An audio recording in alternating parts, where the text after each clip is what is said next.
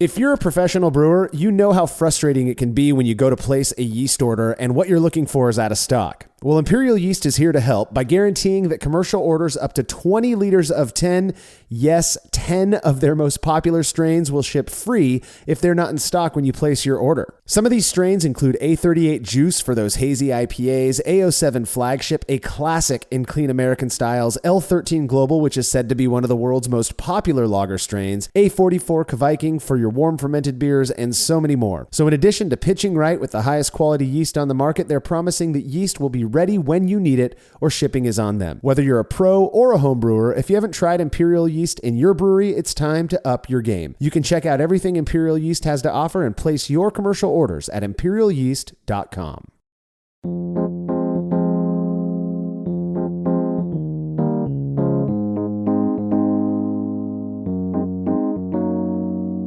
We've all been there. You spend hours brewing a batch of beer, the recipe of which you designed all by yourself. You start with RO water and adjust it to your desired profile. You pitch a proper amount of yeast, control the fermentation temperature, sanitize all of your cold side gear, put every effort into ensuring no oxygen exposure during packaging. Then you give it the perfect amount of time to condition before it's ready to serve. After pulling a few proud pints yourself, you determine it's ready to be shared with others and take it to a club meeting where you make sure to give samples to the highest ranked BJCP judges and the most experienced brewers, only to get feedback that goes against all of your expectations. You're listening to the Brewlosophy Podcast. I'm your host, Marshall Schott, and joining me on this Brews Views episode to discuss our thoughts and opinions on accepting and giving feedback about our creations is contributor Cade Jobe.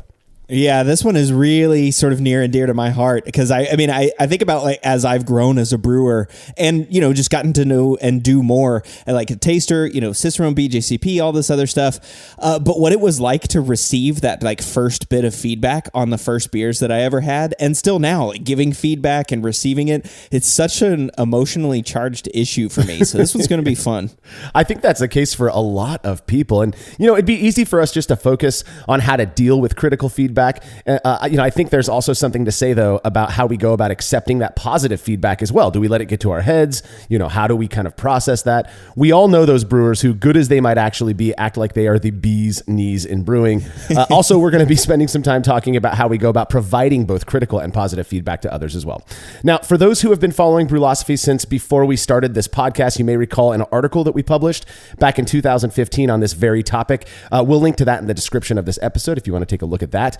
Also, shout out to our patrons, especially Javo Murillo, who provided the idea for this show. When our creative juices aren't necessarily flowing too well, we'll often seek ideas from our patrons, which is exactly what we did here.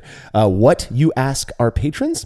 They're the wonderful people who helped keep this show and the website alive by making a small monthly pledge at patreon.com/brewlosophy. And in return, they receive rewards like access to unpublished recipes, unique discounts at Yakima Valley Hops, and an invite to a monthly live Q&A session with somebody in the brewing world. Coming up later this month, November of 2021, is Dr. Matt Winans, who's the research and development scientist at Imperial Yeast. He's going to be taking questions from patrons. Matt is just as smart as he is really cool. There's no doubt this is going to be a spectacular session that's just full of fascinating information.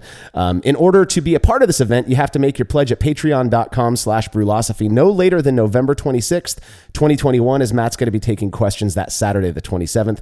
As a patron at this level, you'll also have access to all past sessions with guests like John Palmer, Russian River's Vinny Chilurzo, Grandmaster BJCP Judge Gordon Strong, and many more. Another really easy way to support us is by using the links found at brewlosophy.com/support when you're shopping online. Your experience does not change at all, and we get a little kickback for the referral. With the holiday season upon us, this is more important than ever right now, as we know most of you are going to be doing at least some of your shopping at places like Amazon, More Beer, Great Fermentations. Huge high five to everyone out there who has taken the time to use these links already. We really do appreciate it. Feedback is brought to you by Brewers Hardware, who offer brewers beautiful stainless gear such as the turnkey BH15 Pilot brewing system, which has a hard plumb manifold to eliminate all hosing changes during the brew process. Brewers Hardware has a ton of unique purpose-built products useful to both professionals and home brewers. Go see for yourself at brewershardware.com, and don't forget to mention Brewlosophy at checkout to receive a free gift. That's brewershardware.com. Neil Shurgan had wrote in with some feedback on episode 205, where we talked about our experiences designing beer recipes. Neil says, I have so many thoughts about creating beers, but we'll try to synthesize this down to 2 lines of thought that you mentioned in the podcast. First, there are styles. Styles especially help consumers understand what the product is and give them more information for a more educated choice. Here, I think the brewer has to believe they are brewing that style and not straying too far from accepted standards, for lack of a more relaxed word, he says.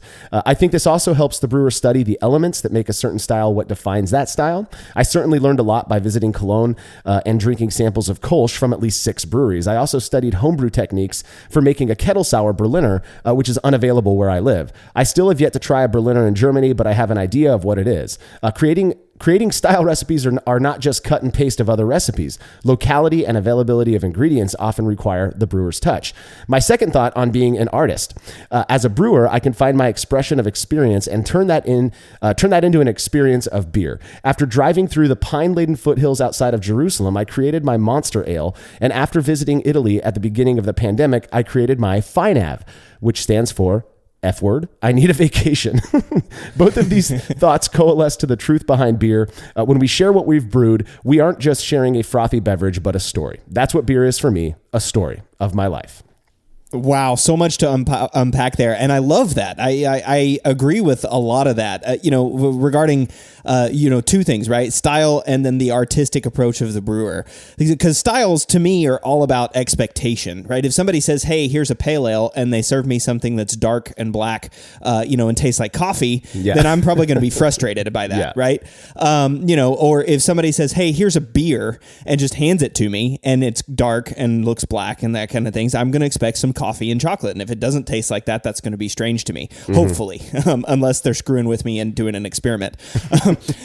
But the artistic approach and that thing, all great beers tell a story. I love that line. And that's absolutely one of my favorite things about beer brewing is once you get into the recipe, you can buck all kinds of styles and just have this beer tell a story, or you can make a beer that is straight down the center of the style guidelines and still tell a story with it. So I think that's what's really cool about beer making and brewing.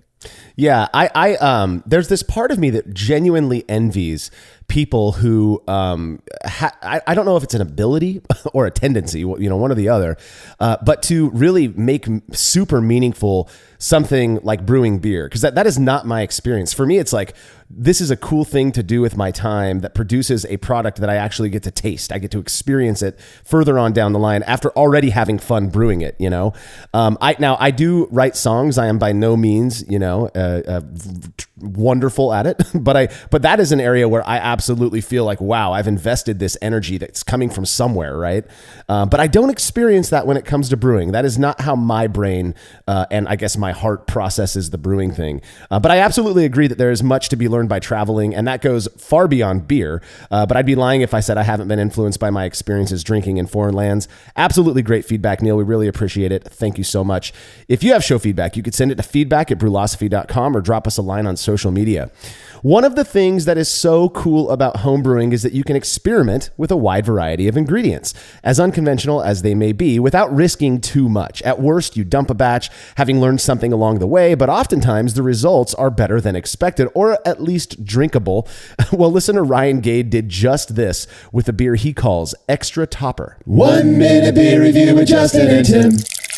This is Perty. God, it's bready. Yeah. It's definitely malty. On the smell there. I'm not loving the smell. Oh, it was shocking right at first. I thought it was super bitter, but it's not. This is a bit flat to me. Not from an effervescence standpoint, but this is not. It's not ringing my whistle. It's a little bit like caramel. Yeah, definitely toasty caramel. It's not terrible. It's not like flat. Like no. It's not like not like a bubbly flat. effervescent flat. It's just plain. Nothing's jumping out and screaming, "Drink me, drink me." This isn't. It's not bad though. The more I'm sipping it, the is a little bit bitter at the start. It almost has like a very faint root beery cream soda type thing, and maybe that's just because I don't know what the heck I'm talking about. Exactly. That's probably actually accurate, but I don't know what I'm talking about. But this is definitely some vanilla in there. I'm picking up vanilla. All right. I don't know. I'm professionally trained. I spent 2.5 weeks in a kitchen. It wasn't mine, and then they found out and kicked me out. But nonetheless, this isn't terrible. It's not terrible. I'm just gonna go with a 5 on it. Yeah, this isn't. I'm not going to ask for seconds on it, but 4.8 Timmy J's. So I wanted to tell you guys, this is a weird beer. The guy who brewed it, his name is Ryan Cade. During COVID, he worked at Five Guys, and I guess he wanted to make a beer using potatoes. And so this 5-gallon batch of beer has 10 pounds of potatoes in it. I like me some taters. Potatoes, I would have never picked that up, but it's begin. why I'm would you? not. I would never think to say potatoes. That's right. 10 pounds of potato in this beer. Super interesting. To me, the beer had a pleasant bready and somewhat caramel aroma with kind of a similar flavor profile, though I did seem to pick up a hint of kind of starchy raw potato. It wasn't bad. And it also, I fully admit, it may be that I knew this was made with potatoes that made me taste the potato thing. So it could have been bias, but overall, not a terrible beer. Considering it was experimental, I would say that it was a success just by the fact that it was drinkable. So yeah, good job on that one, Ryan. Have you ever brewed with potatoes, Cade? No, that's not something I've brewed with. And honestly, potato beer doesn't sound very good to me. But I was kind of wondering as he was doing this, I was like, did he put actual actual Five Guys fries in the beer, or was this just a bunch of leftover potatoes? I think he just put cut up 10 pounds and put it in the mash. Well, that's fantastic, right? I mean, and totally no reason why you can't brew with potatoes, right? I mean, that's how what vodka is made commonly from potatoes. Yeah. Right. So I mean, totally sugars there that you can process into fermentable beer or fermentable sugars that yeast can eat to produce beer. I wonder though, did he add anything else to it? So he had 10 pounds of potatoes, but was there barley also in there? Maybe some caramel malt too, or was it just straight potatoes? It was a normal recipe. I'm looking at it right now, actually. It was a normal recipe, 8 pounds of Pale 2-Row, 2 pounds of Light Munich, half a pound each of Victory, Crystal 20, and Crystal 60. And then he added 10 pounds of potatoes. And he got the idea from a BYO article, a Brew Your Own article. He said he peeled the potatoes, cubed them up, and then boiled them for 15 minutes and then put them in the mash. I mean, I don't know why. It seems like extra work to me for not getting that huge of a flavor impact. And I wouldn't expect a big flavor impact from potatoes anyways. I wonder if there was a higher alcohol impact too. Who knows? But that's really interesting, fascinating. I love hearing about experiments that turn out okay, and it sounded like this one did. So good job. Yeah, good job, Ryan. It was fun to drink it and share it with the guys. And, hey, they didn't seem to hate it. So that's a win in my book. If you'd like to have your beer or any other fermented beverage you feel like sending in, reviewed by Justin and Tim, you can email me, marshall@brewlosophy.com, and we'll get you all set up. We've got to take a quick break. We'll be back right after these messages.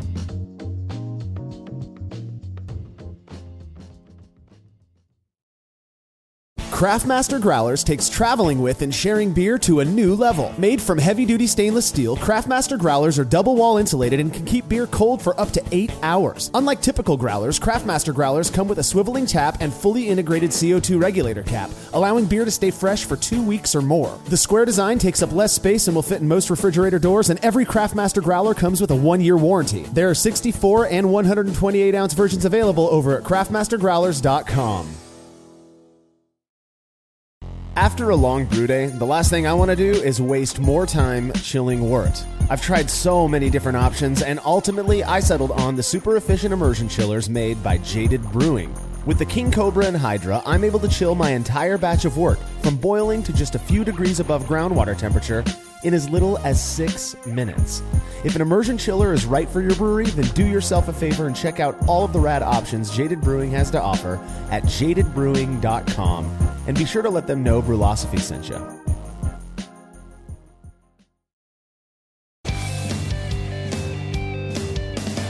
Compact and simple to use with a small footprint for brewing indoors, the Grainfather makes it easy for you to brew professional quality beers at home.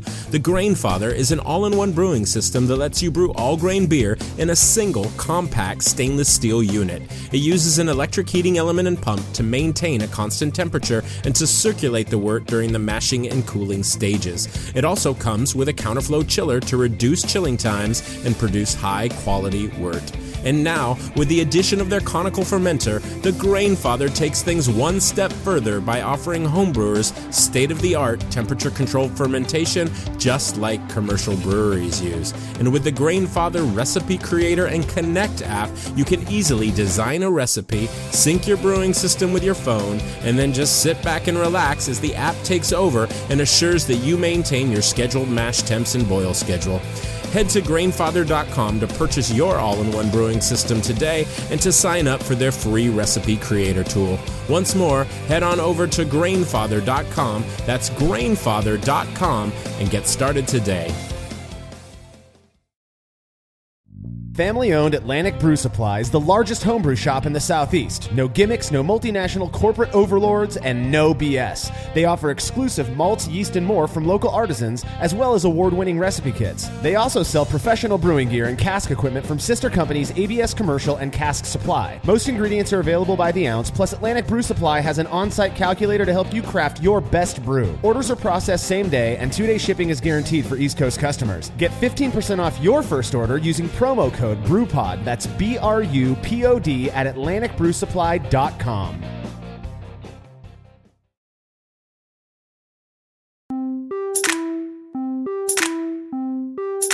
As a kid, the idea that nobody's perfect was drilled into my head, and given the rather crazy environment I came up in, this truth was quite evident. Suffice to say, I learned at an early age that not everything I do or even who I am is going to be viewed positively by everybody. Personally, the fact that I wasn't raised to think I was a perfect human specimen who could do no wrong is something that's been quite beneficial, but it doesn't fully shield me from feeling a little bit butthurt at times when receiving critical feedback, especially when it's unexpected. I've certainly shared beers I thought were pretty damn tasty with friends who ended up, crapping on them. There's no denying how crummy that feels, but I do think there are ways that we can effectively cope with such feedback. Yeah, I mean, when I think about my brewing and how I've changed towards, from accepting feedback, it's, when I was first brewing, any feedback that anybody gave me was like crushing or like, like so influential. Like, for example, I remember, I don't remember, I was probably 10 batches in. So I was had a decent number of batches under my belt. And I was serving it at a homebrew club meeting, and I don't even remember who it was, but I remember it was a judge, and everybody going, hey, yeah, if you want some feedback, since you're a new brewer, go give it to this guy. He's a judge. And so I did. And I walked over there and he was like, yeah, I don't really like it. And I was like, well, damn. Ouch. God, dude. I was like, okay, well, all right, thank you. And just kind of like walk away and then go cry in a corner. But I kind of have this idea, when you first start brewing, I think, usually when you start brewing, you're not connected to the brewing scene yet, right? So the people you're sharing it with are either, they're beer fans because they're willing to drink this beer that you made, or their family, their friends. And those first few batches, it's like everybody's telling you should start a brewery and how, wow, you didn't screw it up, so it's perfect. Well, that kind of gets to us a little bit. It did for me when I brewed my very first extract batch. It was an Irish red ale, and people liked it. At least they didn't tell me they didn't like it. And we blew through those 48 bottles really quickly, and it felt good. And so, you kind of, I guess, accept that you are doing this thing well. And so then when you finally give it to somebody who maybe has the guts to say the truth and to call something out in it, it can be kind of, a touchy subject. It feels kind of bad because you've built yourself up a little bit, which goes to our first point, I think, is this is a kind of a life lesson as well. And I do have a little disclaimer. Before we get into this, I just want to, if we start to sound self-righteous, that is not the point here. We are talking about how we go about accepting critical feedback as well as positive feedback. It is not for us to like laud ourselves and to pat our backs for being able to do this thing. We are in the same boat as every other brewer out there. None of us like to get negative feedback necessarily. So I wanted to get that out there. And the first point that I've got on my list is humility. Being able to just approach sharing things with an air of humility and being humble and knowing that, hey, this thing that I've made, not everybody's going to love it. And it's okay if somebody has, critical feedback. That is a difficult thing, I think, for people. Yeah, absolutely. I mean, and I think there's two sides of this spectrum, right? When we're talking about humility, you're talking about like, people who get like let's say I hear stories all the time about people that brew a beer the first time and win a gold medal with like the first batch that they've ever brewed, right? And I mean, that's awesome. That's fantastic. I'm so glad that you were able to do that. That was not my experience. I had to work hard to get that. And maybe this person did too. That's not to say that they didn't work hard. I'm just saying it took me a lot longer. It took me more batches before I actually started brewing beer. So you've got this one side of humility too, where like maybe say that person, got a gold medal and then just thinks they're the best brewer in the world. I mean, I've had that experience with somebody.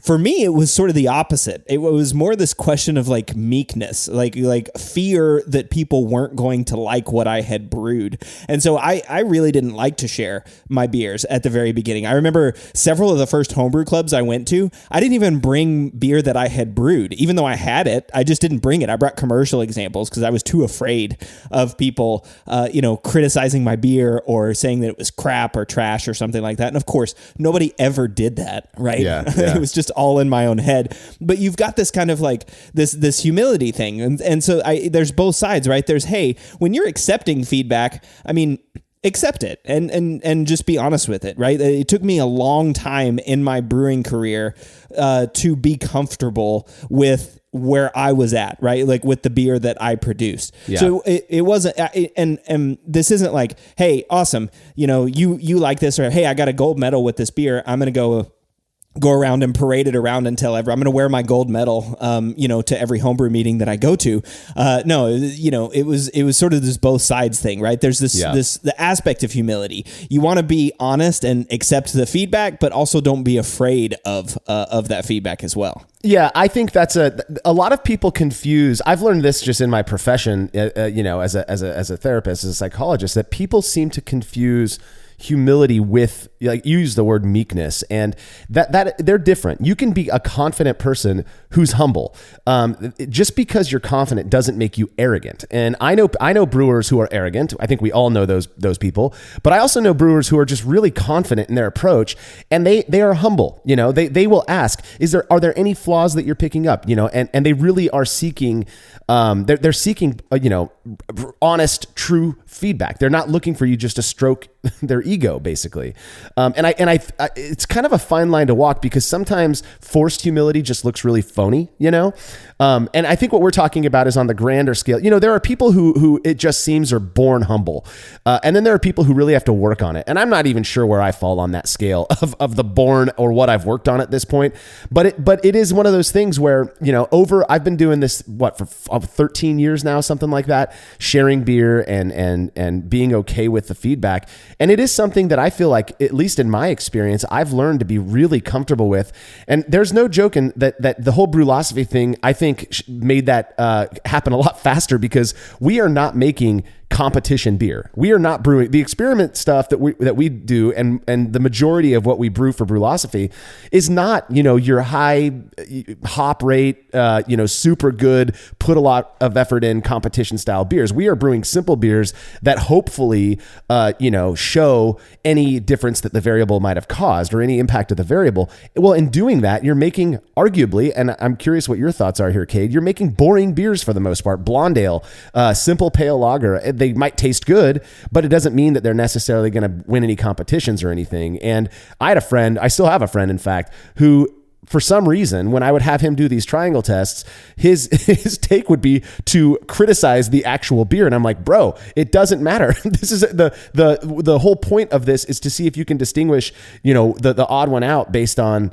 there being a variable that we employed here. It's not, these aren't competition beers. You're not judging it. This is not a BJCP thing. And I found myself, rather than feeling hurt, just being annoyed. And I had to kind of check that at the door as well, and to me, that's another thing that can happen when you're getting feedback. And, not to get too psychobabbly, but it's kind of a defense that we have. And how do you defend against that feeling that somebody doesn't think you're perfect, Oh yeah, exactly. That's kind of funny too.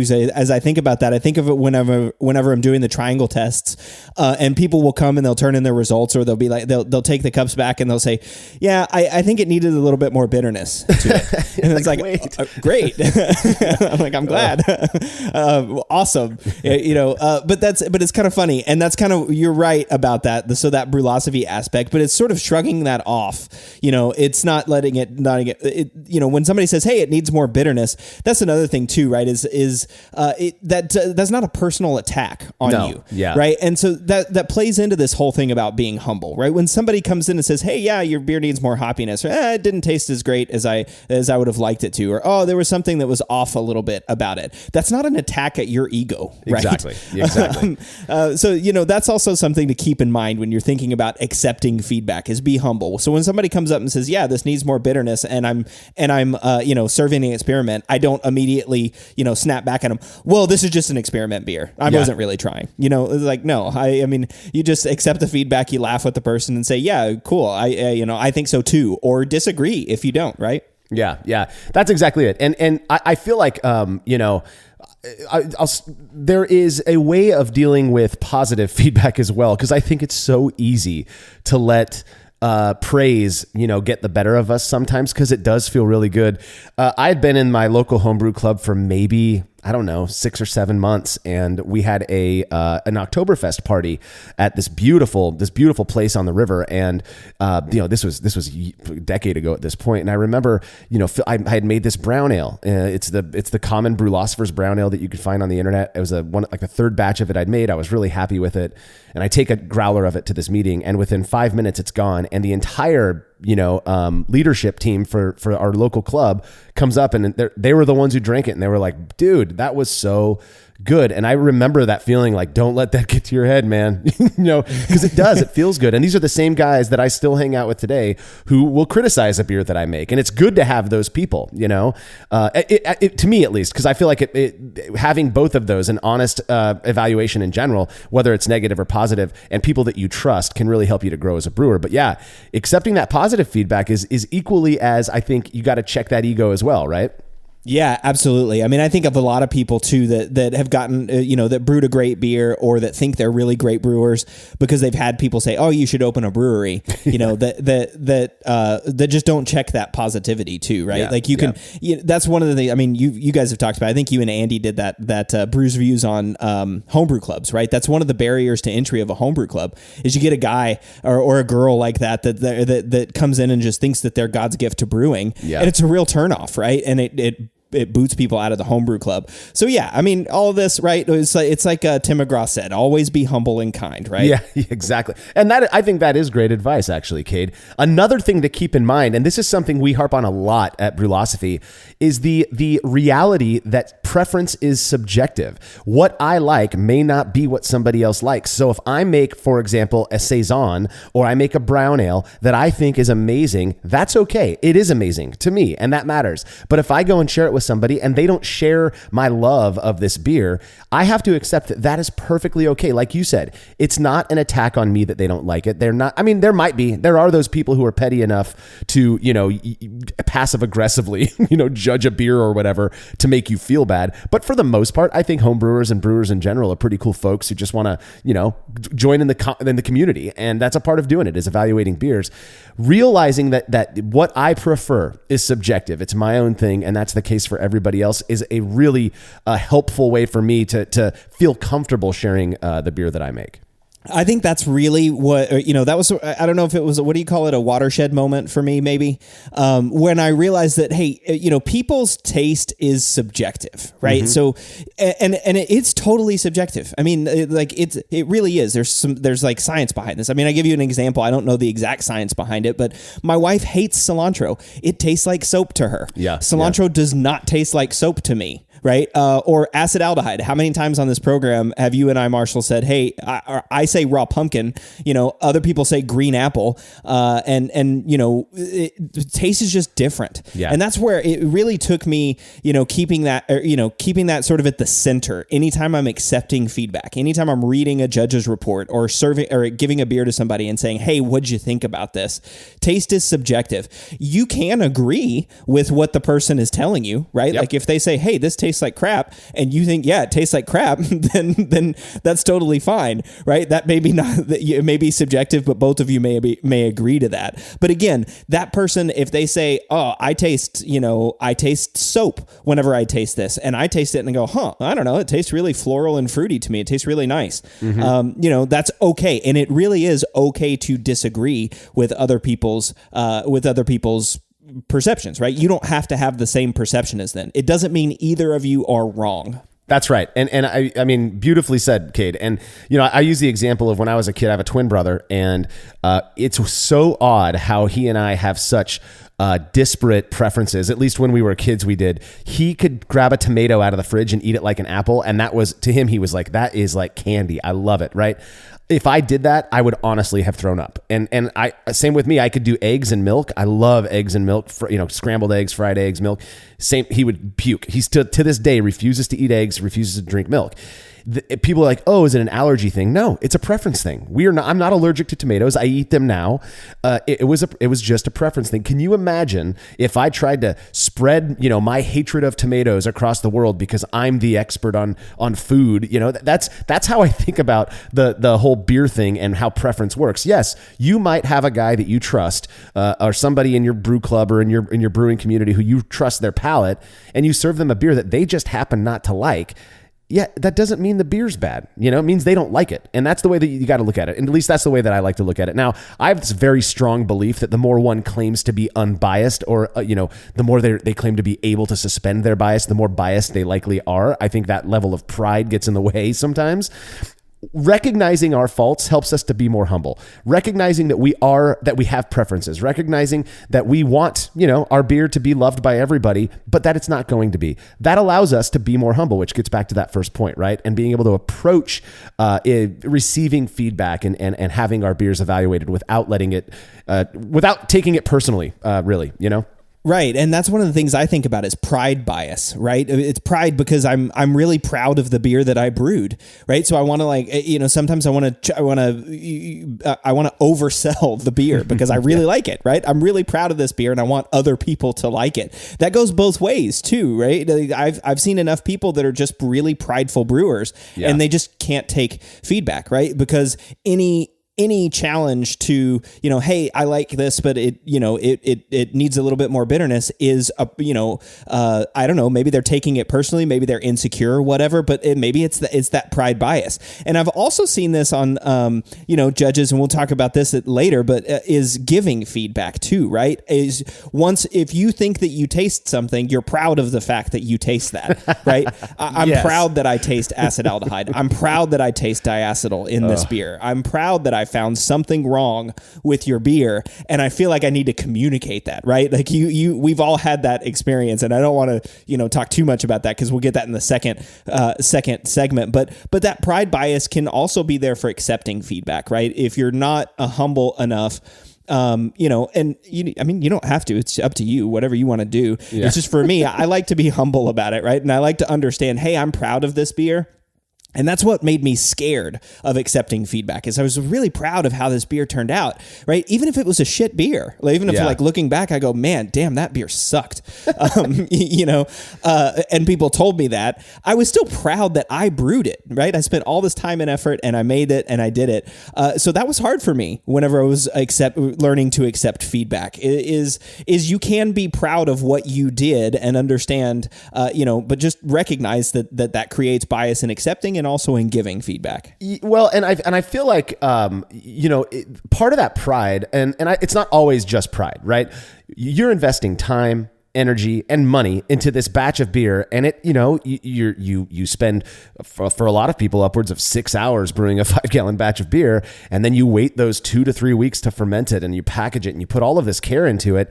there is a feeling of like, oh God, I hope I didn't screw this up, and I get that. And I don't know if that's necessarily what I would call pride as much as it is like, I just don't want this to be a waste, and so being able to kind of divorce, yourself from the feedback that you may receive, and knowing that it's just not about you, it's about the beer, and that's okay. It doesn't even reflect on how you are as a brewer. I don't know. I'm sure there are very cocky brewers out there who believe that they've never made a bad batch.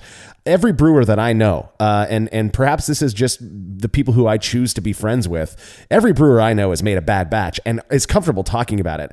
I will.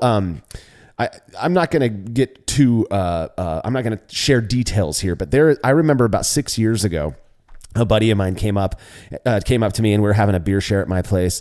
And he says, "Hey, listen, so-and-so is going to be bringing a beer here. Just don't say it's bad." And I was like, "What?" And it was somebody I'd never met before. He's like, "Yeah, he really struggles, accepting negative feedback." Well, first off, I don't usually, again, we'll get to this later. I'm not one to crap on another person's beer. I tend to find the things I appreciate, even in stuff I don't like.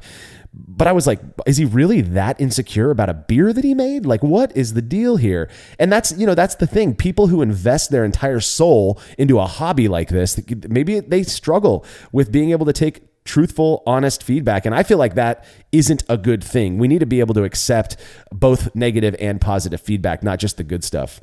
Yeah, totally. And I mean, that is a good point too, right? That's something we'll talk about, negative and positive feedback, not being constructive and destructive feedback, right? There's two different kinds of things there, but right. Like, taking feedback is, for me, I did invest a lot of, maybe not my entire soul, but I invest a lot of time and effort into beer, right? And this is something I'm super passionate about. I love making good beer. And for me, one of the aspects I love the most is sharing it with other people. Other people enjoying my beer makes me really happy, right? Yeah. I really, really like that. And so there was a lot of fear associated with that. Well, what if they don't like it? Well, it doesn't matter. Hey, remember this. It's just beer. Right? Yep. I mean, it's just beer. When you're giving feedback, when you're accepting feedback, it's just beer. It's just beer. It's going to be okay, right? This isn't it's not a life-saving medicine. Nobody's going to die, hopefully, from drinking your beer.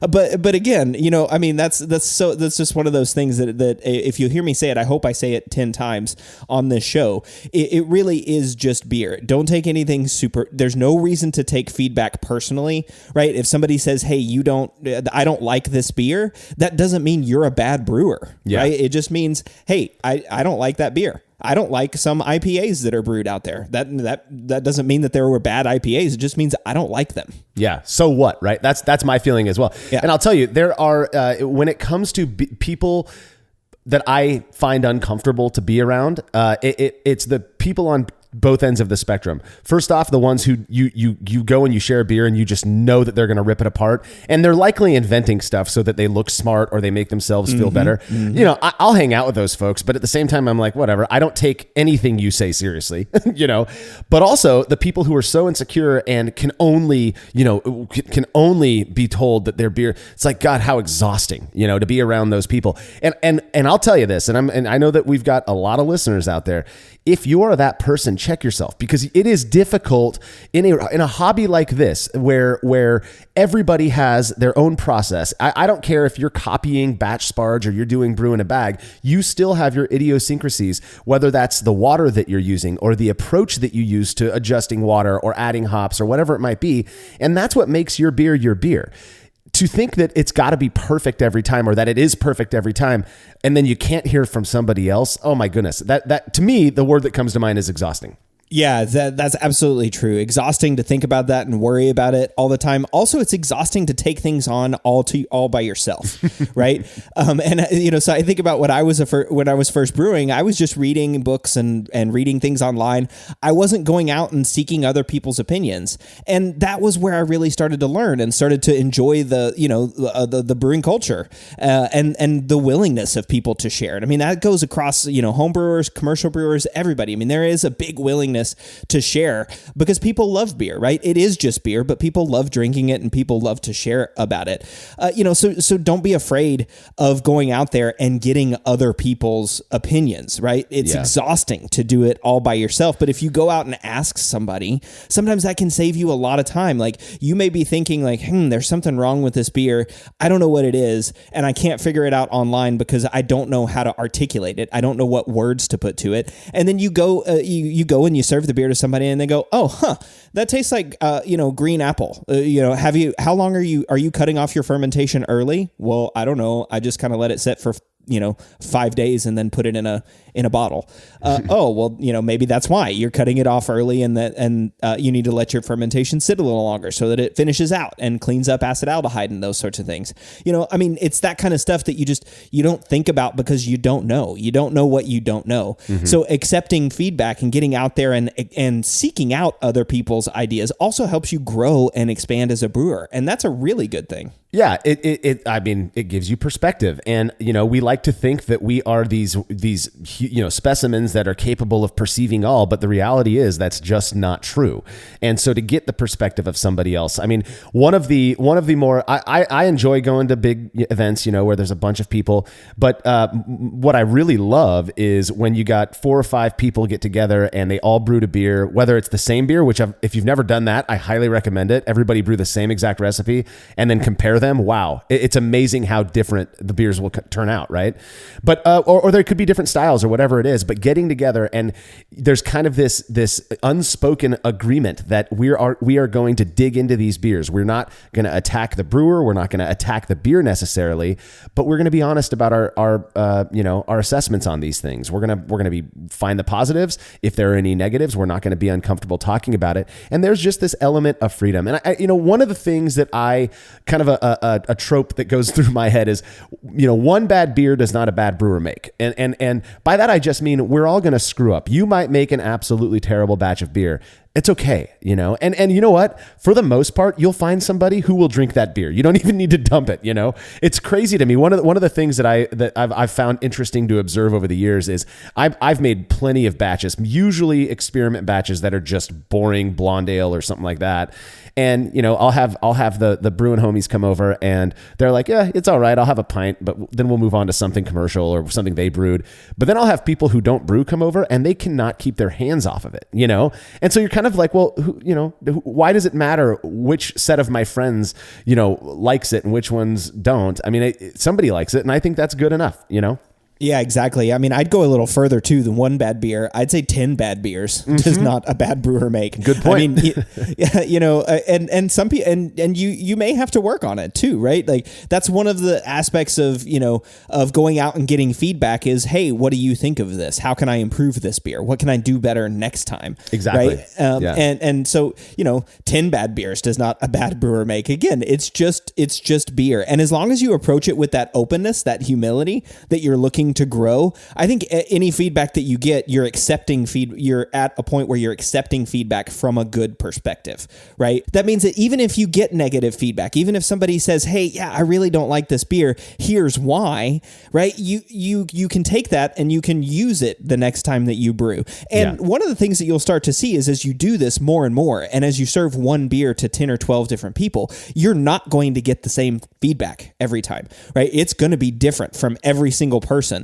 And then that's whenever you start to look at it and go, okay, well, I agree with this person and that person, but I don't necessarily agree with this person. Maybe they tasted something that I didn't, or whatever. And then you can you start to develop this comfort with accepting feedback and using that feedback in your brewing practices. Yeah, and that's kind of the final point that I've got is that if you are open to influence from people that you trust, then you're going to likely improve your brewing process, or even if you're brewing a specific style and you serve it to somebody who you really trust. If I'm making a pale lager and it's just not hitting the mark, and I share it with somebody like Will Kempers, or somebody who's the guys from Freem or something, I want to hear their feedback on that, and I'm going to let that influence what I do the next time I make that beer. And I just feel like that's really an important thing as well. Is it's not weak to be influenced by somebody who knows what they're talking about, somebody that you trust. So, well, we've got to take another break. When we come back, we're going to be chatting about our views on providing feedback to others.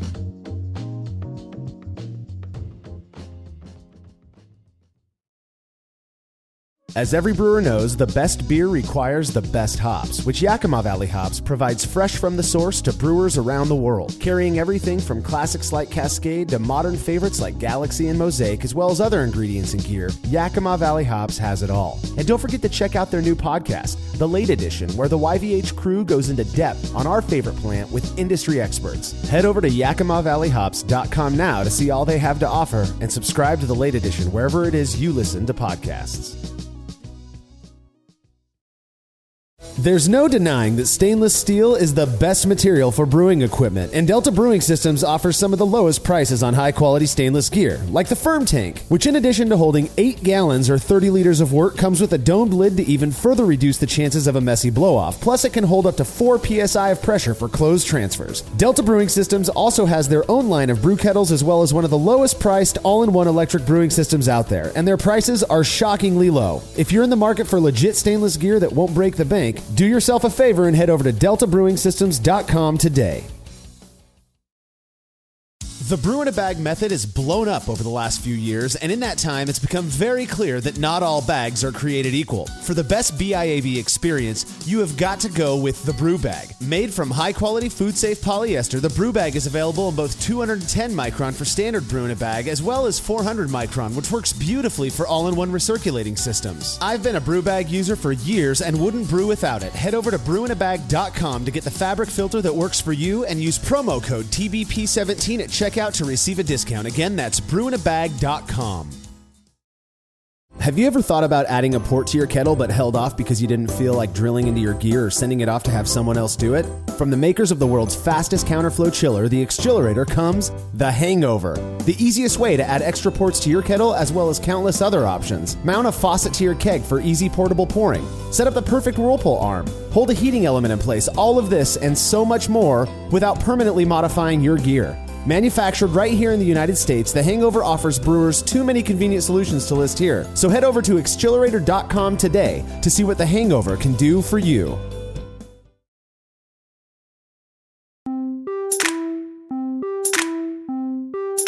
I'd been brewing for about 10 years before I became a BJCP judge, and even then, the only reason I did it was peer pressure. My local group of brewing friends were all gung-ho about it and talked me into doing it with them.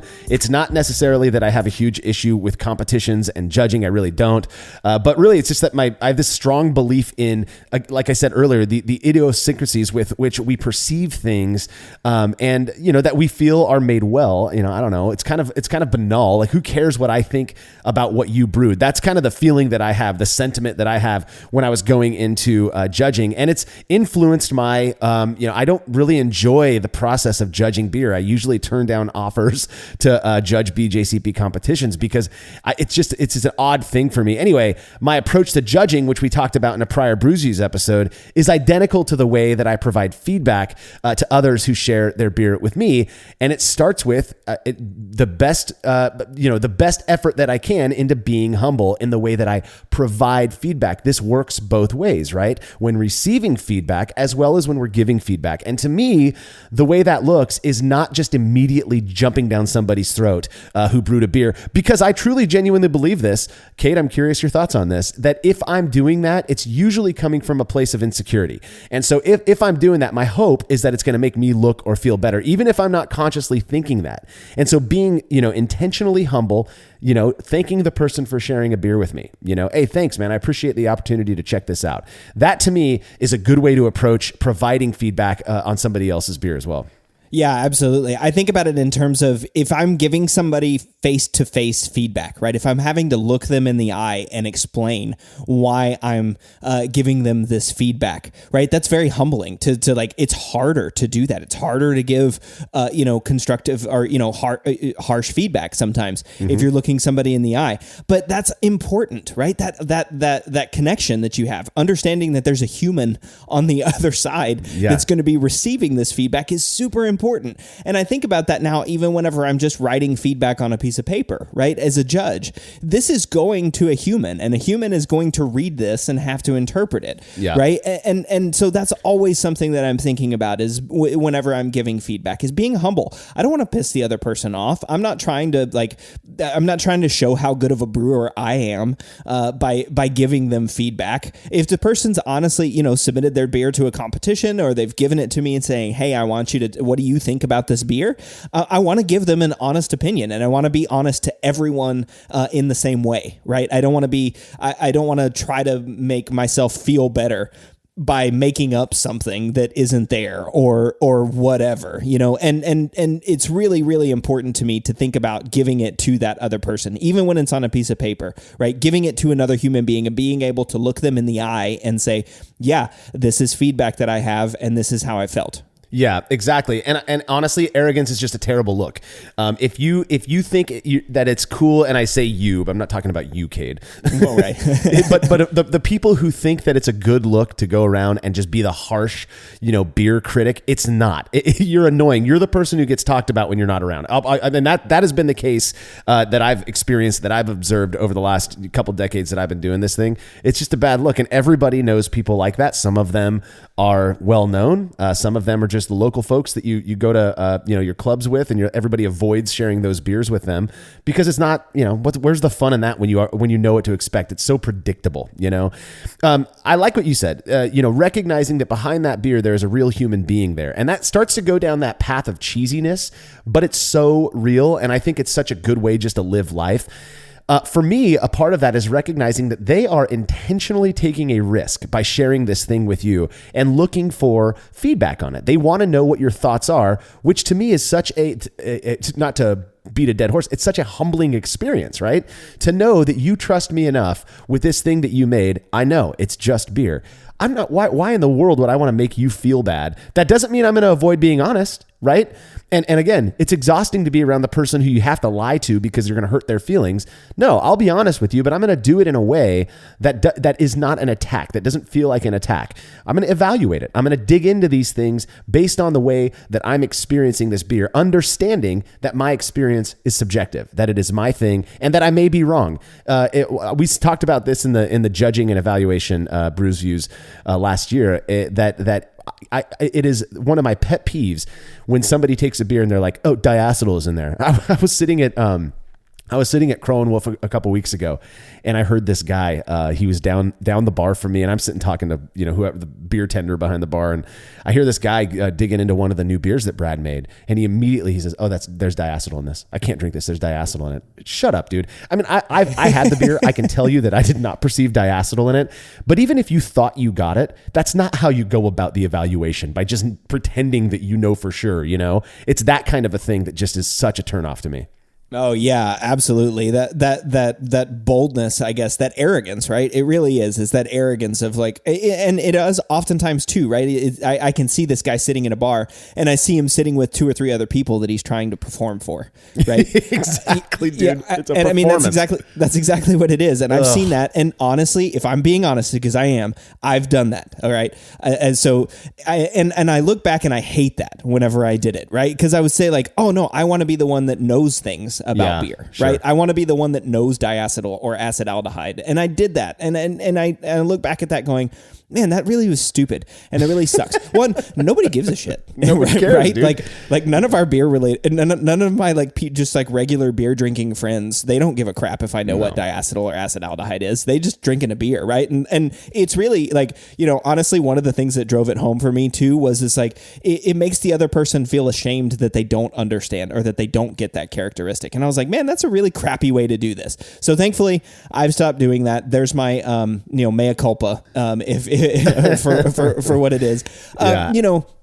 But it's so interesting too, right? Because I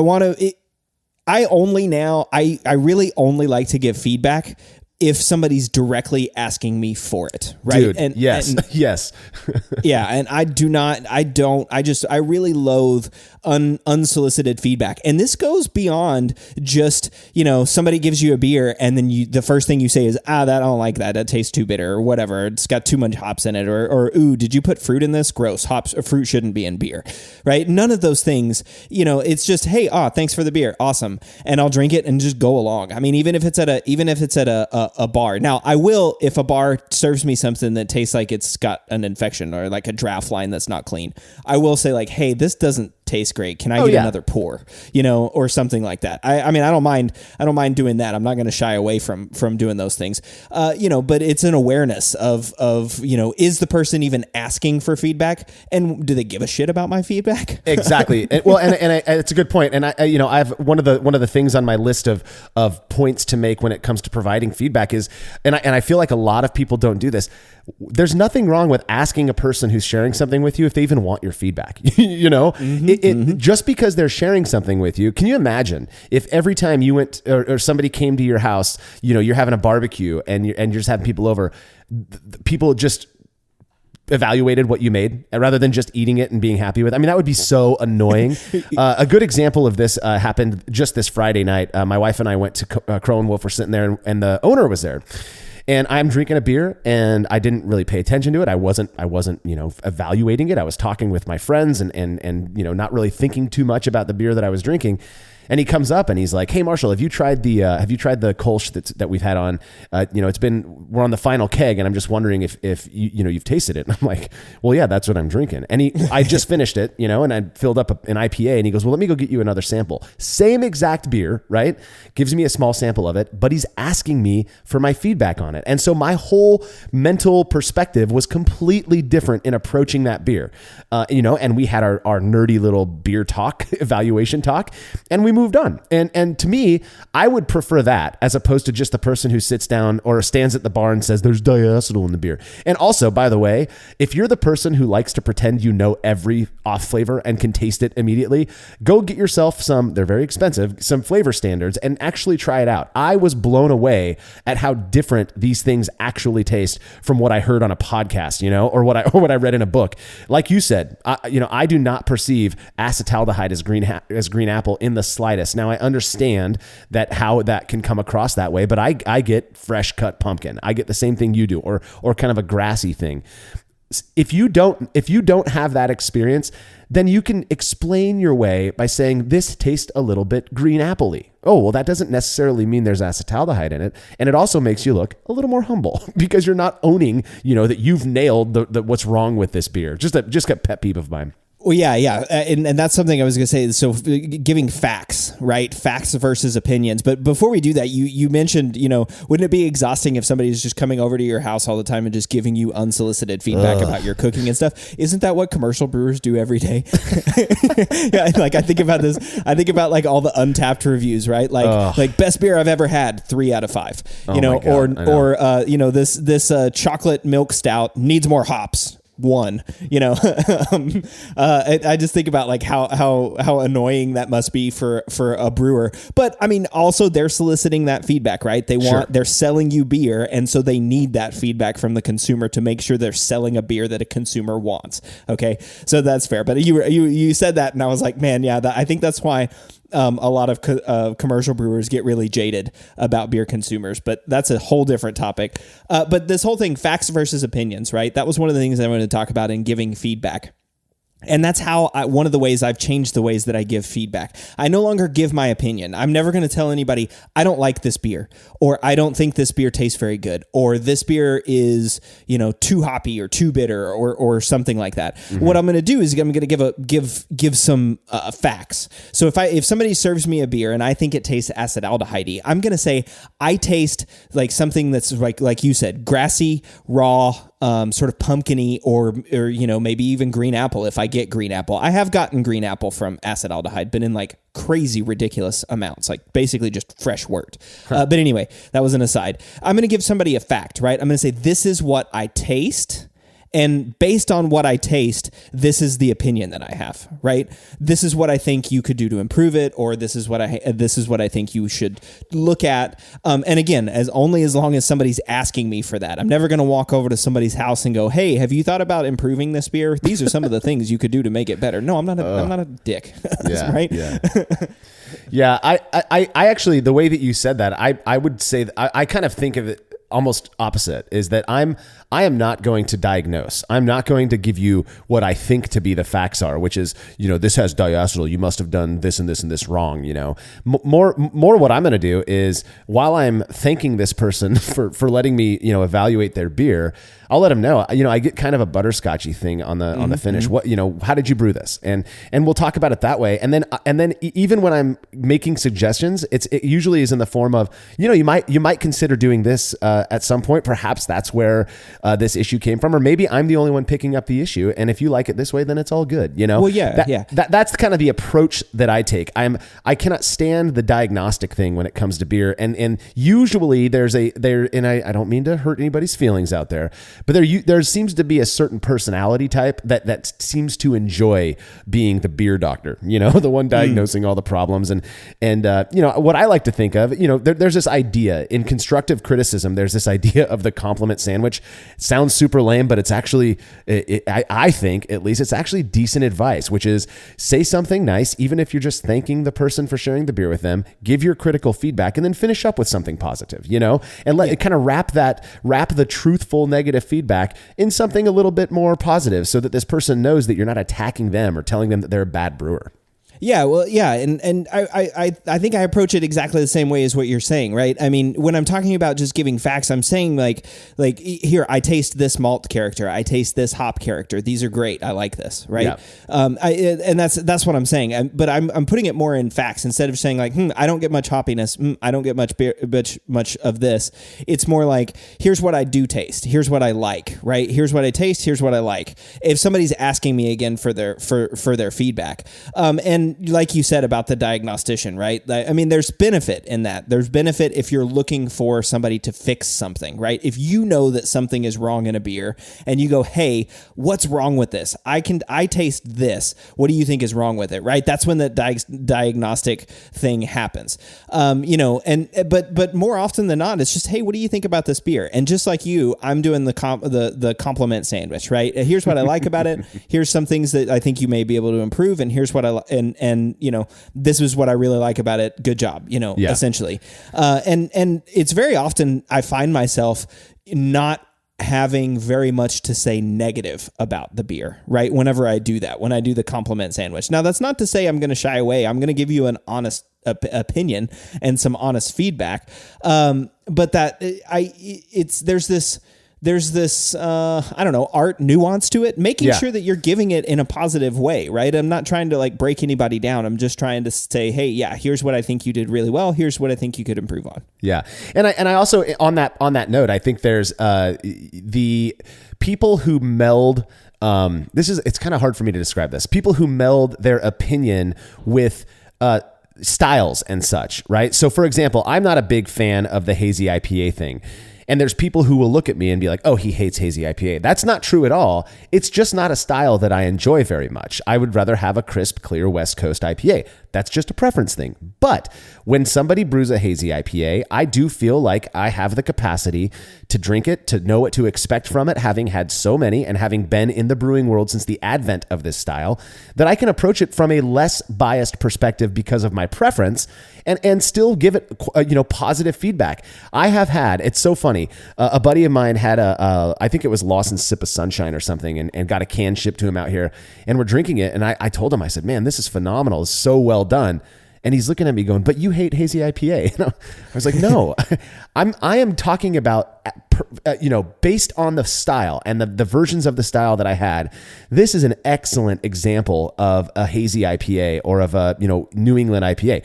Would I drink it by the 6-pack? No, but I can still say that it is an excellent version of the beer." And I feel like people struggle with that concept, just because I don't like, for example, I'm not going to drink 5 gallons of a Weiss beer. I still really appreciate a good example of it and can speak to how well it's done, in my opinion.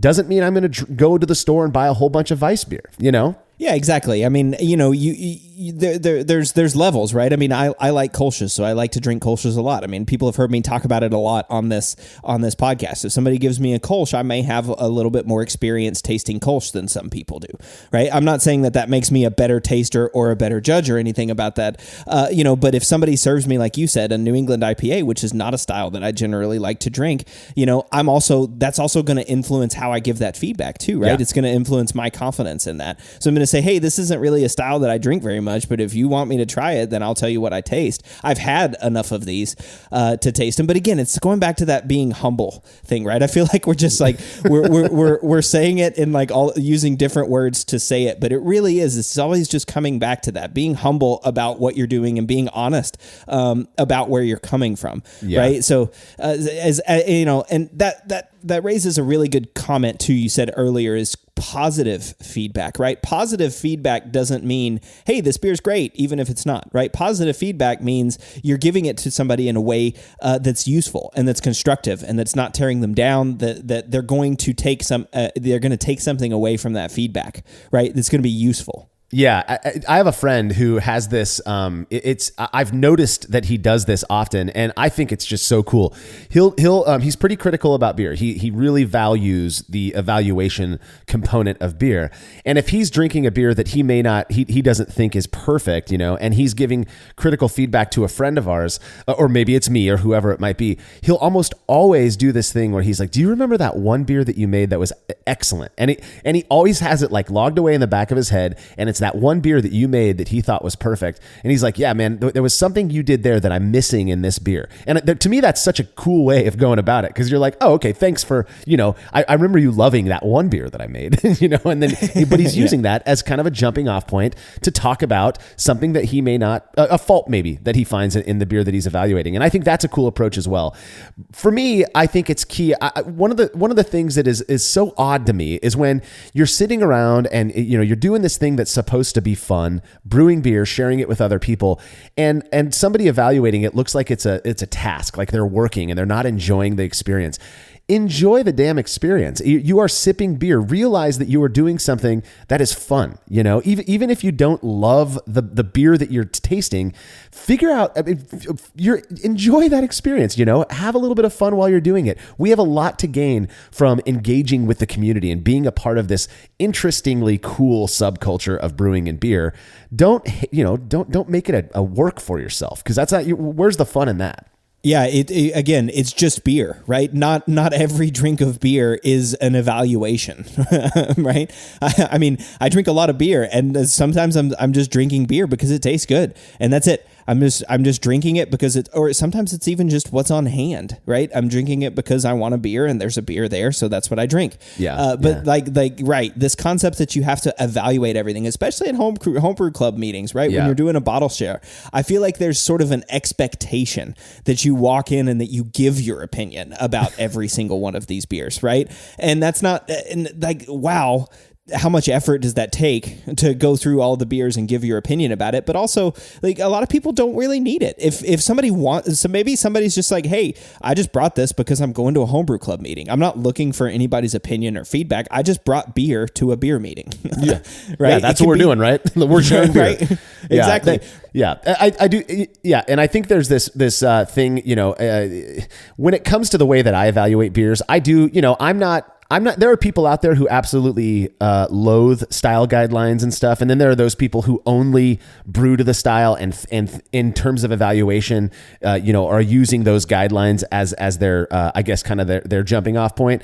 I'm kind of somewhere in the middle. And the way I like to evaluate something if somebody is aiming for a specific style is to try to be as style based as possible, but also not letting if they're off from the style a little bit, maybe they missed the mark, not letting that influence whether I enjoy the beer or not, right? So there's those two separate things again. I had a friend who made a Cal Common one time, and he made it with Cascade hops instead of Northern Brewer. Now, I'm kind of a nut about Cal Common. I don't understand. If you do anything outside of what Cal Common is supposed to be, to me, it's just an amber ale, And so for me, if you're going to call it a Cal Common, use the proper ingredients, ferment it with the proper yeast, and then there you have your Cal Common. That's just the one style that I'm kind of hung up on like that. Well, he made it with Cascade hops. It tasted like a Cascade hopped amber ale, right? And so I told him, hey, it doesn't fit the mark for me for a Cal Common, but bro, it is so good. It was such a great beer, and I said, I might call it an American amber ale. You might call it a Cal Common. I don't care. It's still a really good beer. If I was judging it as a Cal Common, I'd probably, ding it for having that fruitier kind of grapefruit Cascade hop character. But still, excellent example of the beer. And I don't think there's anything wrong with that. No, and I love that as an example too, because I have a feeling you would tell that person what you exactly that about the Cal Common, right? Like why you think that the Cal Common has to be made with Northern Brewer, right, and not Cascade, right? So I think that's another thing too. Is like you're owning the fact that you feel that way about Cal Common, right? So, and I know you would do this, right? If somebody served you a Cal Common and they put Cascades in it, you would tell them, this is really good beer, but it's got Cascade in it. It's not a Cal Common, in my opinion, right? Yeah, and you would say that's because I have very strong opinions about this, and that's also okay, right? And that person's going to laugh along and go, okay, Marshall's a nut. That's right. Fine. This is a good Cal Common, so screw off, right? Exactly. Yep. But two sides of that are really cool, right? Because one, you're saying, hey, here's my feedback. Here's why you may not want to take my feedback, exactly. or here's why you can trust my feedback, both all sides of that. And that sort of interaction is so important. And I love that. And I think that's really just a good microcosm of both accepting and giving feedback just right there in that example. Yeah. And I think, to kind of wrap this up, the biggest things, let's be humble when you're accepting feedback, when you're giving feedback, and own your opinions. Your opinions, my opinions, Cade's opinions are not universal. Our perspectives are not gold. Nobody's are. I don't care if you're the biggest beer celebrity on earth. Everybody has subjectivity when it comes to their evaluations, skills, their perceptions, all of that stuff. And I think there's something about that, recognizing that the people who are probably the best at evaluating tend to be the most humble, tend to be the people who own their opinions. And I just think that's an important perspective. So those are our views, our unabashed thoughts on accepting and doling out feedback. I'm certain we didn't hit on everything. Feel free to shoot us an email at feedback@brewlosophy.com if you have anything you'd like to share. Cade, any last words? No, one other thing, that's just the last thing I'd say on this is just remember there's a human on the other side, right? Yes. Whether you're accepting feedback or you're giving feedback, remember that there's a human that you're giving this to. So treat them like a human, understand what you're doing and how you're doing it. Yeah. Amen, brother. Well, don't forget to subscribe to the Brew Lab podcast, where Cade goes into the lab with brewing professionals to discuss the fascinating work they've done on our favorite beverage. And make sure to keep up with all of our beer and brewing antics over at brewlosophy.com. The Brewlosophy podcast is made possible by the generous support of our sponsors, as well as all of our rad listeners. We seriously could not do this without you. Cheers to everyone who has subscribed and left a review of our show. It makes a huge difference. If you haven't yet, please consider doing so. Head over to brewlosophy.com/support to view a list of ways you can easily help us to continue producing this podcast. If you want a reward for your support, visit patreon.com/brewlosophy. Thanks again for listening. We'll be back next week with another episode of the Brewlosophy podcast. Until then, think beer. Start off the morning with some hot tea, lemon and honey, cause it suits my throat. Put some herb in the bowl, yeah, it's homegrown. Ain't gotta go through the middleman no more.